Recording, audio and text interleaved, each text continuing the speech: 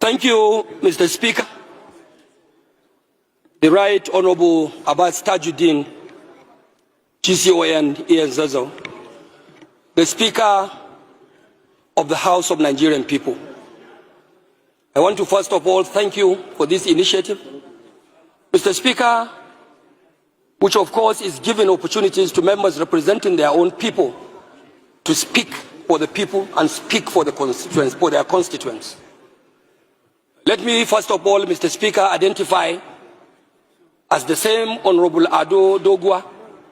Mr. Speaker, I am representing the people of Dogwa Tudunwada Federal Constituency. I am of APC extraction from Kano State. Mr. Speaker, I feel appropriate to mention my political identity in this very important discourse because I would not like anyone out there on the street or someone listening to me on the audio to mistake me for an opposition. I am not an opposition. I am a member of the APC, ruling APC in Nigeria. I am also a member, by extension, of the government of the Federal Republic of Nigeria. A member of this great parliament also, which has the APC as a dominant factor. Mr. Speaker, honorable members, I have to say so because I will be speaking here today as a member of the APC, not of particular concern, but with a particular concern. An APC member speaking with a particular concern, Mr. Speaker. And the concern today, as I understand, is about the security of lives and property of the Nigerian people. Mr. Speaker, I have heard briefs and submissions by the relevant committee chairman here about the situation of Nigeria's security architecture. Good, Mr. Speaker. I am not out to say no to their submissions. Of course, that is what they have to report to this House.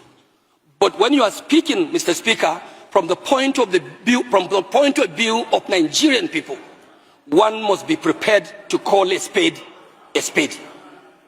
Mr. Speaker, I am therefore prepared to say that no matter what the government does, my government, led by Bola Ahmed Tinubu, the APC government, my party, and despite all the submissions of the efforts of all security agencies that were meant here through their respective chairmen, I want to say that yes, the government is doing its best.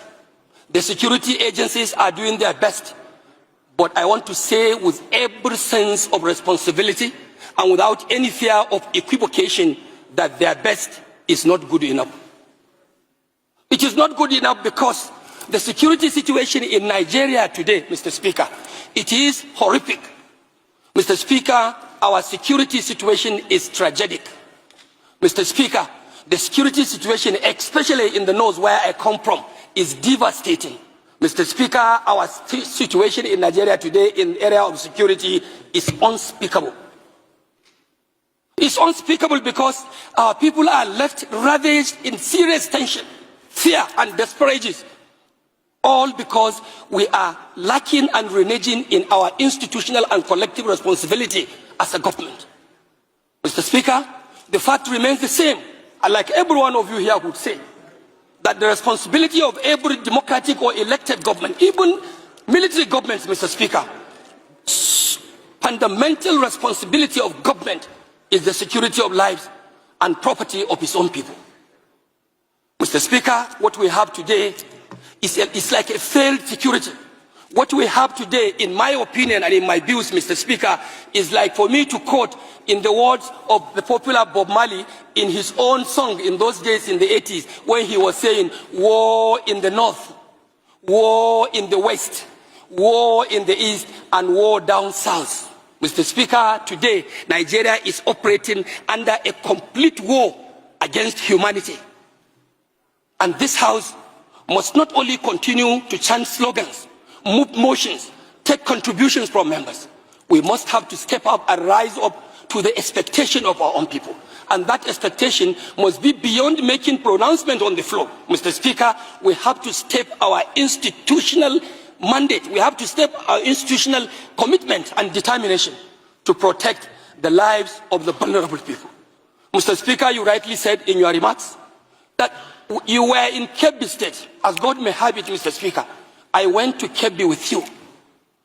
I saw how the governor of Kebbi, who is the chief security officer of the state, speaking to the delegation of this honorable house in nostalgia, Mr. Speaker, with a very heavy heart.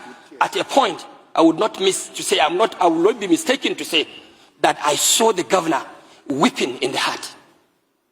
This will be the same situation everywhere you go, in the south or in the north or in the east or down in the west.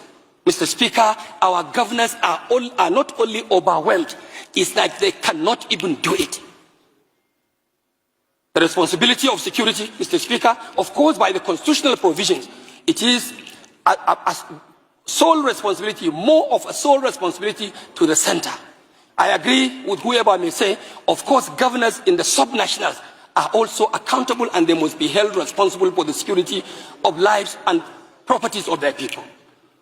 Mr. Speaker, I want to say that in virtually all of our constituencies, given the opportunity, everyone here can rise to tell you the account of what is happening. Mr. Speaker, it is not religious. Mr. Speaker, it is not even political.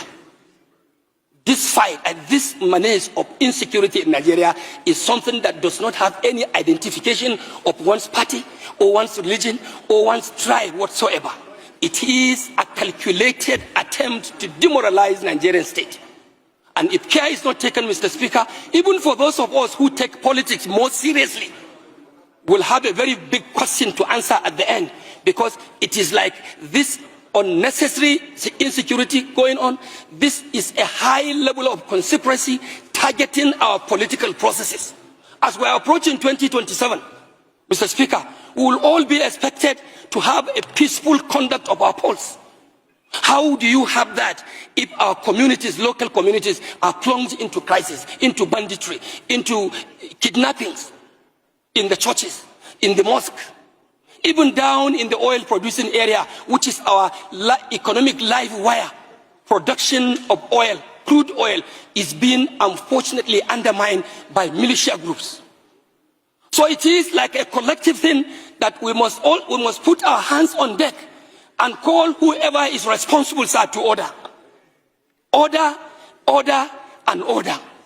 And this house must not take for granted that we are not part of the government.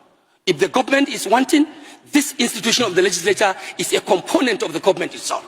We have to look inward to ourselves and see what more of oversight functions, like some members have said, are we going to make? Are we going to provide?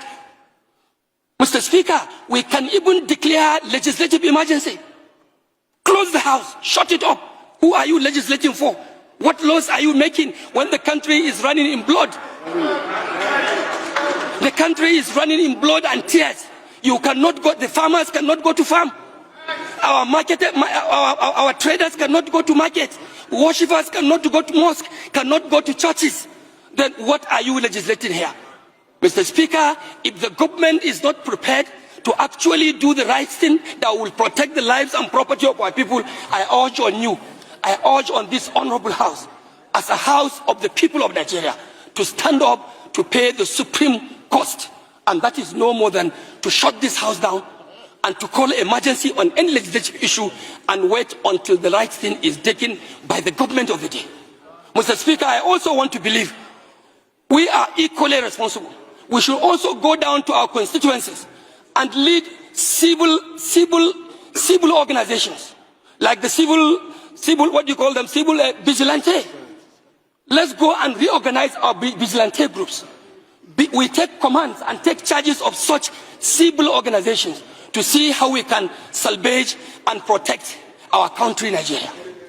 What is happening today, Mr. Speaker, is not just to call for mere security or an average performance of security agencies. What we expect of Nigerian government, no more, no less, my Speaker, is to have absolute security. It's for us to have absolute safety. Mr. Speaker, Nigeria must have absolute protection of the lives and property of our own people. This is my take, Mr. Speaker. And I also want to use the opportunity to tell you that my immediate constituency, which is enclaved at the southern part of my state, Kano, is also undergoing serious danger, because in the constituency we have what we call the huge Polgore Game Reserve, lying in between Kaduna State, Plateau State, Bauchi State, through Ningi and Bura, Mr. Speaker, and also contacting some part of Jigawa State to the axis of Turkey. This place used to be a tourist attraction. Many people come in, including tourists from abroad. But because of the dilapidating security situation in my state, Mr. Speaker, today, abduction and kidnappings, not only in the forest, in our homes, has become a daily affair, a daily occurrence. Just like what the pharmacist may prescribe to you in the hospital to ask you to take Panadol once in the day, in the morning, one in the afternoon, and another one in the evening. That is how kidnapping is so prevalent in my federal constituency. This place that used to be an attraction for tourists, it has now become like an extension of the Sambisa forest in Borno State. So we have to definitely do something. Mr. Speaker, I may not have enough time to continue my submissions, but I want to thank you so much for giving our members this opportunity to speak. And I also want to urge members to continue in the spirit we have started. I have not seen anybody here speaking as a southern member of the House of Reps. I have not seen anyone here speaking as a northern member of the House of Reps. I am the leader of the Northern Caucus, Northern Regional Caucus. I am also not speaking as a member representing the northern part of this country. The security challenges that we are facing is a colossal one, is a collective one that has to do with the Nigerian nation. And we must step up to that expectation and deal with this matter once and for all. Mr. Speaker, I want to thank you, and I want to thank honorable members for listening to me. And I also want to further tell you that I have not lost my hope in the renewed hope agenda. I'm still a proud member of the APC. No, we can see it from your cap. We know you are a strong believer. Mr. Speaker. Thank you so much. Point of order. We need to correct something. What's your point of order, DS? Yes, Mr. Speaker. Thank you for the audience, the permission to address this.